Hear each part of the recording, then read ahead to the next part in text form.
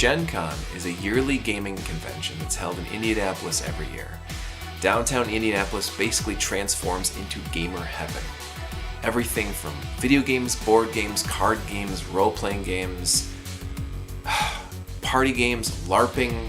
I mean, it's a utopia for gamers. Movies, anime, manga, comic books, man, it's just music. The music is amazing. The list goes on and on. This convention has everything, and it's so much fun. And the numbers that are turning out for the show are in the 60,000s. I mean, it's amazing how many people come out for this convention. It's so much fun.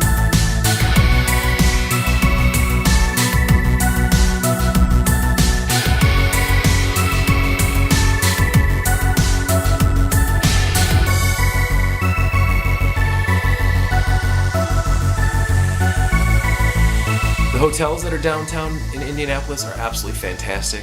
We usually stay in the Hyatt. It's in the Park Hyatt downtown. It's an absolutely amazing hotel, right across the street from the convention center. That's the way you want to do it. You want to be in one of the quote-unquote attached hotels. It's basically a hotel that's connected via Skywalk, or just connected in general, to the convention center, the Indianapolis downtown convention center. Some of the costumes that you see at GenCon are absolutely fantastic. Cosplayers and just people in general dressing up and having fun. You can be dressed up as your favorite anime character, video game character, role-playing character, or books, any kind of character that you can think of, or just dress up for fun. Just anything that you want to dress up as. It's all here.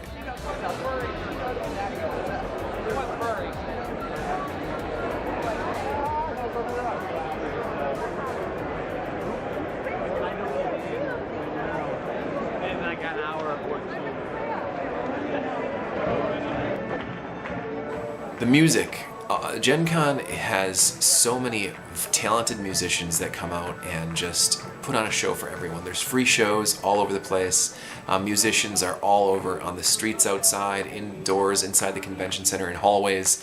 And there's also events that you can go to and buy tickets and check out really talented musicians. Awesome stuff. Everything from people singing fairy tales all the way to video games live is a big part of the show as well.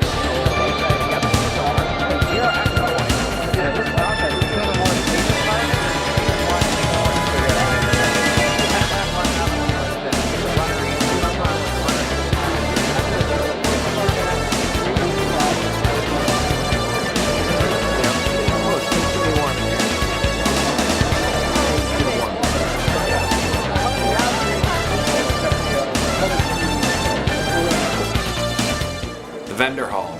I don't even know how to explain the vendor hall to someone. Basically, you need the entire 4 days of this convention to see everything in the vendor hall. The vendor hall is so gigantic. There are hundreds of vendors out there, and they're all selling amazing things. It's everything from big-time game companies that are trying to demo out a new game that they're coming out with, and you can try them out for free and play them with the developers, play them with people that have learned the game, that are teaching the game, and you can also buy the game. A lot of times you get really huge deals, games that are going to come out for the first time ever, first time available ever at GenCon, so you can get them ahead of everyone else. The vendor hall, it just goes on forever. There's gaming in there. There's Artist Alley is in there. That's just the most famous, some of the greatest artists in all of gaming. People that do art for D&D, for Magic, for Shadowrun, for all sorts of games, Pathfinder, everything. They're in there, and you can get them to sign your books, or you can buy art from them. You can talk to them, find out how they got into the business, into the industry itself. It's just awesome. Discovering new games is something that you will do at this convention.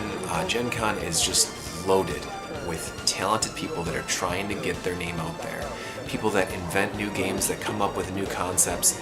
They're at GenCon to try to get, noticed, to try to get people to try out their games and give them information. So one of the most exciting events that we do every year is something called playtesting. And that's generic, okay, you playtest lots of things, but when you sign up to actually playtest role-playing games, card games, and board games, these are a lot of times people that have just put together concepts for games. And sometimes I've even role-played a game where a dude just had stuff printed out off of his computer on a printer, and he was, handing us character sheets, and he's like, we're gonna role-play, this is my new system. And he had his role-playing book like done with 50 pages stapled together, and he's like, read through these rules and tell me what you think of the game and what do you think so far. And all these ideas, that you get to play test these games with the guys that built the games, the board games, the card games, the role-playing games, and you're able to give them advice like, yeah, this game's really cool, but it's really similar to something else, or man, this is a really great game, but it seems like it's really slow and the pace of it might be kind of unattractive to certain people, or whatever. Like, it's so much fun to be able to play test games like that and to just give advice and have fun doing it. Oh man, it's so much fun. And then to see, years later, or even months to years later, to see the game actually get released, and you're like, whoa, dude, I was a play tester for that. I tested that game out. It was so awesome. And it's cool. It's cool to see that. I've seen a couple games. What was it called? I think it was called Blast Off, a board game called Blast Off. That was really fun. That myself and my wife and I, and then one of my best friends, Ryan, and his wife, we all played it together with the creator of the game. Oh man, tournaments, there's tournaments everywhere, card game tournaments, role-playing tournaments, there's even like laser tags and like almost paintball type with Nerf cannons and Nerf guns and stuff like that, war simulations. Of course, there's frickin' True Dungeon. True Dungeon is absolutely fantastic, and this beautiful, gigantic, real-life LARP where you're basically playing the characters in a real dungeon, and you got to try to figure out the puzzles and solve problems inside of it to get out. And you gotta find something to trigger some kind of an event to try to get the door open or try to get through and beat the bad guys. And it's just so much fun. True Dungeon's amazing. Man, the auction hall. Oh, I have so many fond memories of the auction hall. Basically, this is where people come to try to get rid of gaming stuff that they have if they've got too much gaming stuff, or if they're just looking, or if you're looking to buy stuff. It's the best place to find really great deals. The auction hall's awesome. You can get there at the right time and bid on things. You buy a $1 card for bidding on stuff, and you can bid on items. Oh man, I've gotten. It's a funny story. I got out of Magic completely.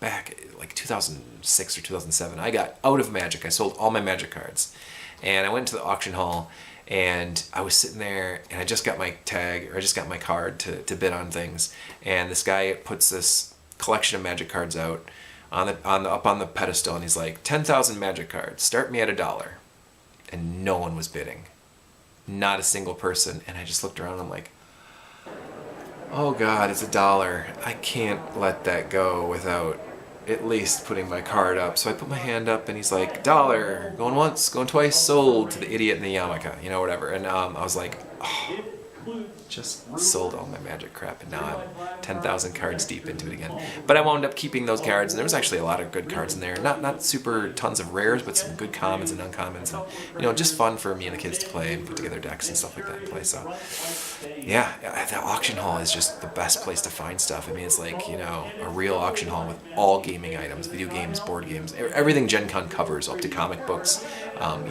all kinds of really, really fun books, and all sorts of fun items. And then if an item doesn't get sold on the auction, they go into a place called the auction store, which is a side room attached to the auction hall.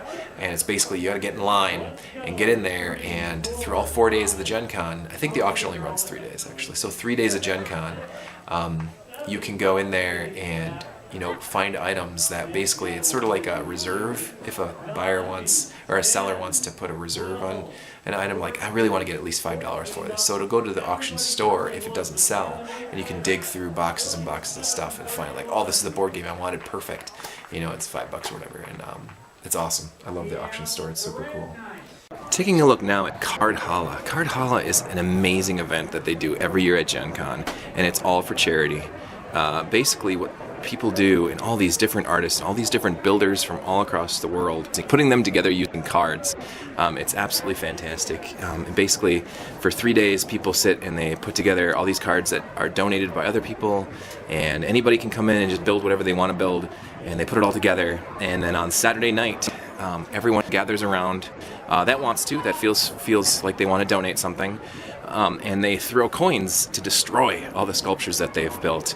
And what I do every year is I generally come and I throw, some quarters and some things like that to donate towards it, and it all goes to charity. And then afterwards, you can help clean up, and anything you clean up, you can keep. And not the money, obviously. The money gets donated, and that's given to whatever charity that they choose. But the cards that people donated to make these sculptures and these towers wind up getting either they get thrown away, or people can take them and use them for whatever. And you can find tons and tons of cards. And I wind up usually grabbing like a big garbage bag just full of them and then sorting them when I get back. But yeah, it's so awesome. Just tons and tons of different collectible cards that you can find in there. It's really cool.